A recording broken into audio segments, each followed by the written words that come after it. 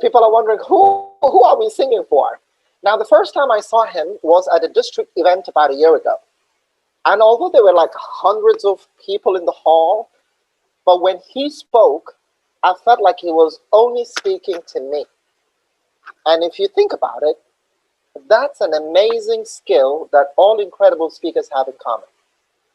He also has a contagious sense of humor, and I can tell you that as a matter of fact, because I'm with him in a club. We shared a club, and he's constantly cracking jokes. In fact, this morning when we joined, he was one of the few people who was cracking jokes all the time.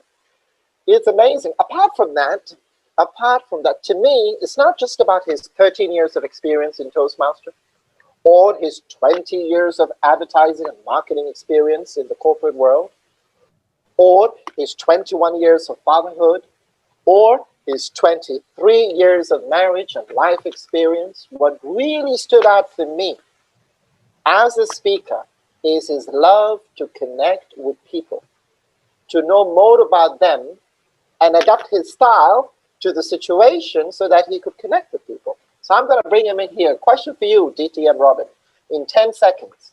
Why is connecting with people so important to you? Thank you, Fantastico MC Ahmed. I believe connecting is everything, because you may have the best content in the world, but if your audience doesn't believe in you and they don't like you and they're not ready to sing happy birthday to you, I don't think you matter. So I think that's very important, that the audience believes in you and they like your jokes. Thank you so much. That's amazing. That's amazing, DTM Robin. And that's so true because if and we are all here to aspiring to be great speakers. So if we really want to connect with people, we have to connect through the heart, not through the head. Well said. Thank you. Ladies and gentlemen, please put your hands together for our keynote speaker for today, the one and only, our immediate district director for District 105, DTM, Robin Anand. Thank you so much, Toastmaster Ahmed, for that amazing introduction and the energy that you've passed on to me. Thank you so much. Sabal Khair, good morning, Suprabhat to all of you who are in this webinar and watching us. Thank you for attending. And a big thank you to Club Growth Director and her team for organizing this wonderful event. Now, as some of the speakers before me said, and thank you, Nelson, for that wonderful introduction again. Now, I would like to start by saying that my presentation today is about connecting before speaking. And I believe this is probably the need of the hour. Now, why do I say this? I say this because I think as a virtual presenter, you are in a much more challenging position than an offline presenter. Let me tell you why. Because as a virtual presenter, the audience is all powerful. You have, in fact, two superpowers. And you know what they are? The two buttons which you have below. One is the mute button. The other is the video off button. Because once you do that, I have no idea what you're doing. And believe me, the only thing in my control is what I am saying or what I'm presenting is my content. And if the content is not engaging enough, you have better things to do, right? You need to go to the supermarket, you need to be driving, and you need to have that wonderful breakfast that your wife or your husband has prepared, and so many better things to do. So I have no way of getting you back once I lose you as a virtual presenter. But offline, it's different, because offline, the worst can happen is you can probably bend down and try and chat on your mobile phone, but the sound bites are still coming, right? I can still say something interesting and get you back. But in a virtual session, no way, because once I've lost you, you are gone. Maybe your name is still there, but I can't get you back. So I think that's a challenge we need to address, and that can only be addressed by creating content that is engaging, rich, and adding value to the audience which is watching. Now, how do we do that? It's easier said than done. Now, I have, organized this presentation into three parts, and tried to divide the ideas or segregate the ideas into three parts so that it's easy for you to understand.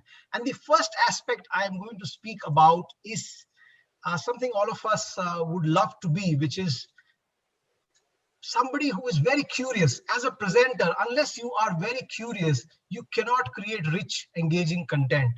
And I now would like to show you a very interesting picture, which I am sure all of you would connect with.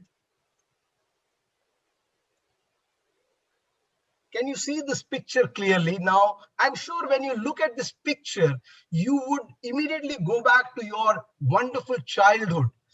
Now, this is the time when we were at our curious best. Just look at the face of that boy, the amazement, the wonder, and the joy that he has. And why does he have that? Because he has in his hand a magnifying glass, and he's an explorer, he's a discoverer, he's a mini scientist. And I think, all would relate to this scene, because all of us would have used that magnifying glass. I remember using that magnifying glass to reflect the sunlight onto a paper and getting it burnt. And when it burned, it was as if, I had discovered something amazing. My favorite toys used to be binoculars, and also, the toy telescopes that you used to get. And I used to think I'm a scientist, a mini scientist, because the world to me was all about questioning. You question, you have amazing questions to your parents, try and dumbfound them. That was something that we all loved. But somewhere along, when we grew up, we lost that curiosity, and when we became this mature person who doesn't ask too many questions. Now, I want to share today some ideas that will help us to go back in time and try to be at our curious best and be a child again.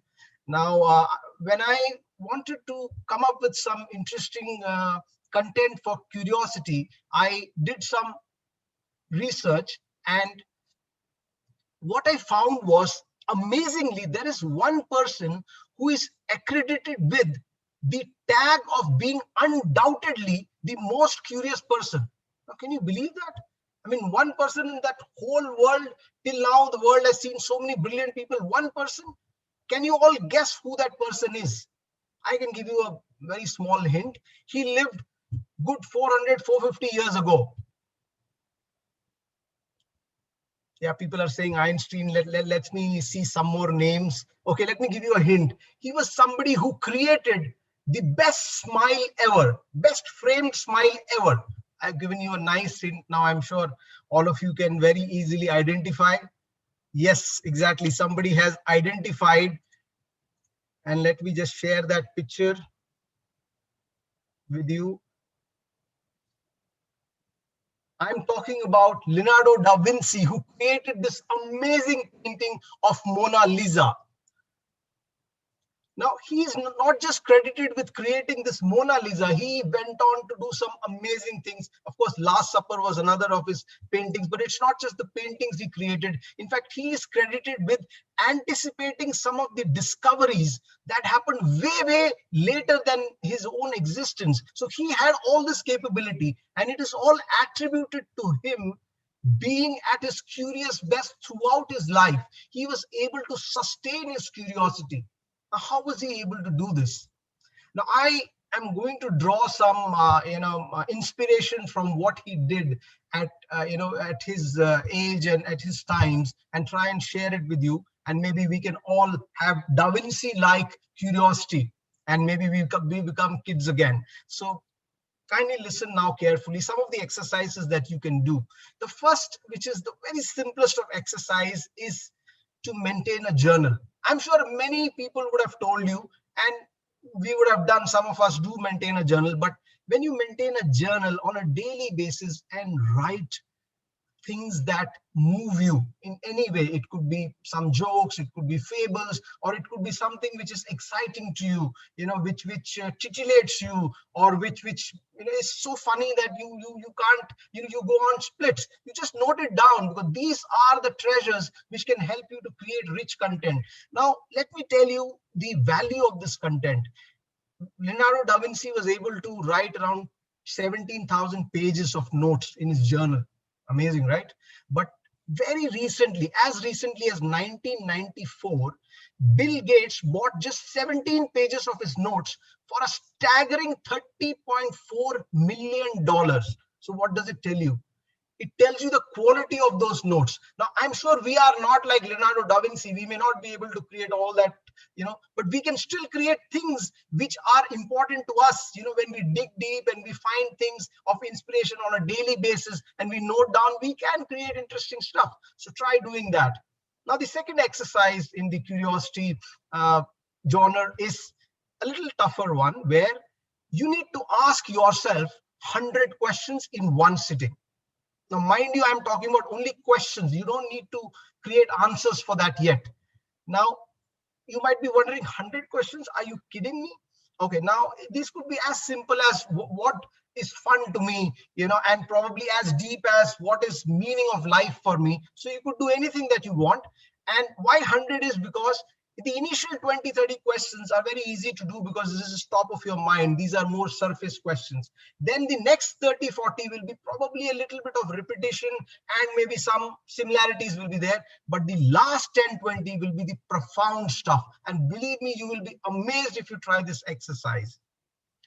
Now, once you do this, then you need to try and identify the top 10 questions or themes.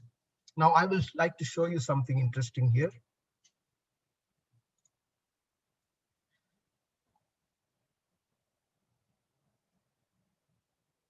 Now, these are some of the top 10 questions drawn from across the audience who have tried this exercise. So if you look at the questions, I'm sure we can come up with similar questions or maybe more deeper questions. So some of the questions like, what is my greatest talent? How can I get paid for doing what I love? I think reminds us of Ikigai somewhere. But I think if we ask these questions to us, we will be digging deep and coming out with some unique content, which is very own, but yet very engaging for the audience. So this is what you need to do. Now, this is the second exercise. Now I will tell you two exercises which will help you to creatively problem solve for your personal and your professional issues. Now, first of these exercises is called contemplative exercise. Now, you've identified so many questions. Take up any question, write it in a piece of paper, keep it in front of you, and for 10 minutes, just think about only that question. It can be tough because I think, people who are not used to meditating, concentrating on anything for 10 minutes is difficult. 7 minutes maybe because we are Toastmasters, 10 minutes is difficult. Plus, please try to draw these 10 minutes and focus on that question. And believe me, by the end of 10 minutes, you will come out with something extremely interesting. Now, it is proposed that you do this overnight, that is before you sleep, and then early in the morning. What happens is your brain incubates insights overnight. Imagine your brain is doing all the work when you're sleeping. So do it at the night and then early in the morning, and you will have some brilliant ideas coming to you. Now, second of these exercises, which is complementary, is called streaming consciousness exercise. Now, it is similar to the first one, but the only difference is here, you don't think, but you write. So you have a question in mind, have a paper in hand, and don't lift your pen till 10 minutes. Just keep writing.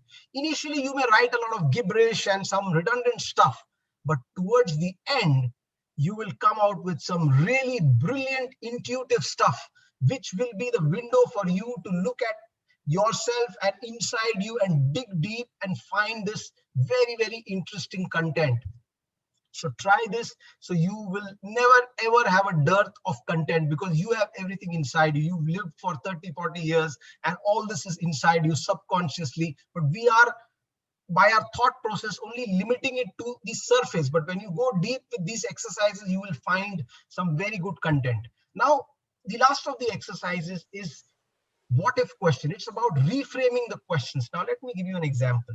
When human race was nomadic, the main question that concerned them was how to find water.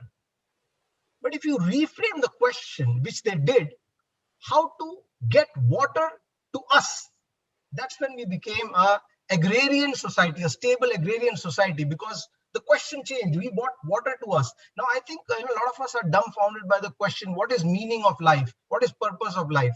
But what if we reframe it and say, how can we have meaning in our lives? It's more action oriented. We will think about doing things which will be of value to us. So it's about reframing. Now let me give you an example of Toastmasters, and Rania is looking so intently. Let me give an example of Rania. How can we reframe the question? Now the main question concerning them is how to get more members and how to make new clubs. But what if we think of how to get the existing members to become members of more clubs and create more clubs? So we don't need to find new members, but we can make sure that the 100 odd people who are here and the 4,000 odd who are not here can contribute in making new clubs and joining multiple clubs, because now we are paying just $45. So it's a what if or a reframing of question. So this is a possibility. So look at all these and work with questions. It can provide you a lot of insights on creating rich content, and then people will not use their superpowers. Even if they use, they will be listening to you. Now coming to the second part of the presentation, which is about context. Now we had some brilliant examples of context today. Nelson came here and spoke about me, Devlal, because he was very, very familiar with what is going to happen. He was familiar with the agenda. That is where he built context, and he could connect with you and he could connect with all of us.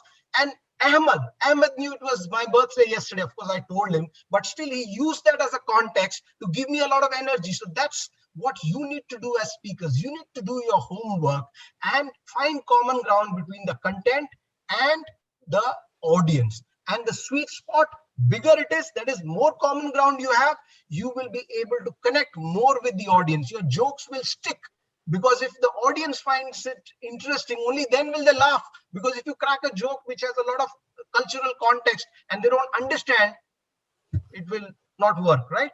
Now, to give you, another example, we had invited DTM Balraj Arunasalam once to our district for our XCOM meeting. And you know what he did? He did 3-4 days of so much research, and he really, bugged me no end. He asked me all kinds of questions, but I was happy to give him all the answers. And what did he do with those answers? He roasted us, totally roasted us when he came. But then it was very good because he connected with the audience. You know what he said? He said, your district director would have told you we should be the #1 district in the world. We should make 40, 50 clubs, right? Don't believe him. You don't need to make any clubs.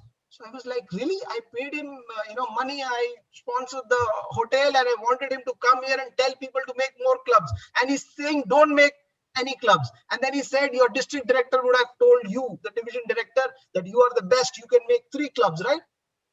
Don't believe him again. He's lying, because he's told everybody the same thing. So I was like, come on, man, you can't do this to me. But what happened is everybody was in splits. Everybody was laughing and everybody was enjoying themselves. And he said, your role is not to make new clubs. So I said, man, this is not a great thing inviting him. But then by the end of the day, everybody was so engaged. And then he came up with the message and he said, but your job is to make sure your clubs are strong. And how do you do that? You have 30 members or more in your clubs. That's when your club becomes strong. Now, if every club was 30 members old, our job was done, because we'll have enough members. So he with the context, he was able to give the information. People were, they lowered their guard. They were ready for his information, and he gave it to them. So that is what you need to do as speakers and presenters. Do your homework, make sure that you know the common grounds of the audience, and then connect with them and build your content around it. So that is the second part, which is context, which is extremely important as a speaker. Now we go to the third part, which is being concise. Now this is probably looks easy, but it is possibly the most difficult part, being concise. William Shakespeare said, brevity is the soul of wit. But he said it long time ago, so we all forgot it, and we don't remember that. And we either overwhelm people or we underwhelm people. Overwhelm means we give them so much that they can't digest. If it's ice cream, I can only eat it so much, right? I can't eat a tub full of ice cream. Come on, man. Ahmed already told I'm not big in size. Similarly, you all have a capacity as an audience. You can't just take in everything that a speaker gives. So it's the responsibility of the speaker to make sure he gives you just in the right quantity, so that you can digest it. So that is not overwhelming. And underwhelming is also something which is, I think, we are all familiar with. People will speak about things which are not adding any value, nothing new. So that is underwhelming. So we don't connect again. So what do we do? How can we be concise? Now, interestingly, once Winston Churchill was asked, "Sir, can you speak to our audience?" You know what he said? He said, "If you want me to speak for 2 minutes, give me 3 weeks to prepare. If you want me to speak for 30 minutes, give me 2 weeks. And if you want me to speak for 1 hour, I can speak now." What does it tell you? It tells you that yes, it is extremely difficult to be precise, concise, and crystallize your thoughts and come down to a format which is easy for people to follow. But that's the responsibility of the speaker, the presenter. If you don't do it, who will do it? Audience can't do it for you. So you need to do that for yourself.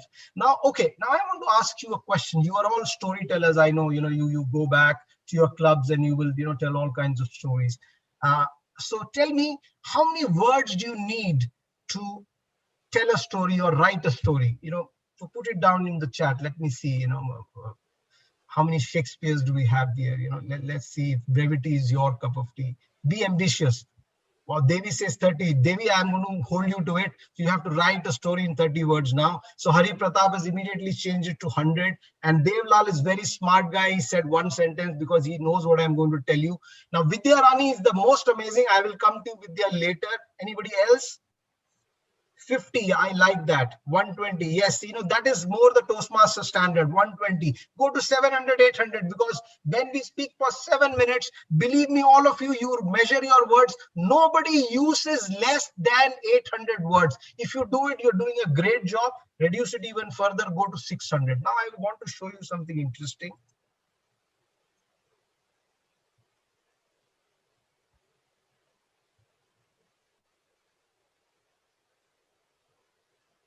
Now, this is a story by Ernest Hemingway, and it is just 6 words. So you can actually, yes, write a story in one sentence with few words. I'm not asking you to do your speech in one sentence. No, I'm just saying you can use your rich vocabulary. So add to your vocabulary, use some action words, use a lot of context, and speak in a way that can make sense with less. Less is more. Now look at this. Again, some brilliant 6-word stories. So it is possible for you to come out with interesting stuff with few words if you really put your mind to it. But let me share something interesting. Somebody said 50 words. Yes, I had once participated in a contest which is 50-word stories. It was a brilliant experience because then you really get to condense your stories and use some interesting words, a lot of context. So yes, you can try doing this, and this is something you can Google. So thank you so much. Now, so we've come to almost the end of the presentation. So let me quickly just remind you of what we discussed today. As presenters, the most important part is to build your curiosity quotient. Go back to being when you were young. All that wonder and enjoyment and amazement that happened to you because you were curious. You were asking some interesting questions to parents. How did I come to this world, Dad? Can you tell me that? Yes, you used to ask that. Yes, of course, later teachers killed all that and told you not to ask such dangerous questions. So we stopped doing it. But don't do that. Build your curiosity again. Do some of those exercises. Find maximum context for your content. Remember DTM Balraj. Remember DTM Nelson, how he did it. And finally, be as concise as possible. Remember Winston Churchill and remember William Shakespeare. He said brevity is the soul of wit, and he was extremely right. Now, to end, I would like to leave you with a very nice word, which is one of my favorite words. It's called Meraki. Do something with love, creativity, or soul to put something of yourself into your work. It's just plain simple, being very passionate about what you do. Because when you're passionate, your passion resonates with people and the contents become rich, engaging, and it connects with the audience. And do it with a lot of heart and a big smile. And believe me, you will never have dearth of good content and good engagement. So that is my tip to you. I hope you all take it seriously, take it to your heart, and Remember that as a presenter, as a speaker, you are responsible for your audience, and you don't just take 7 minutes of their time, but 7 minutes into whoever is the number of people who are attending, that's the time you take from this universe. So make sure you are responsible. Thank you so much. And over to the energetic and fantastico MC, Ahmed Abdullah. Thank you. Thank you so much, DTM Robin. Please give DTM Robin a big round of applause. Thank you. That was amazing. You know what, DTM Robin? First of all, you delivered that speech with a lot of Meraki. I love that. I love that word. Now, I have one final question in 10 seconds, Robin. You've been in Toastmaster for 13 years now. What would you say is the single most important skill that you learned in your Toastmaster journey so far? It's a difficult question, but I think now when I look back, it's very simple that when you enter a room of a Toastmaster session, you need to leave your, intelligent mind or your cup full attitude outside, empty your cup and come inside and be ready to learn from everybody, for even from the timer. But when you do that, that's when you become a real Toastmaster. That's when you keep growing and maybe be at your curious best. So thank you so much. Thank you. Thank you. Thank you so much, ladies and gentlemen. If you really enjoyed that speech, please don't forget to write the word fantastical in the chat box.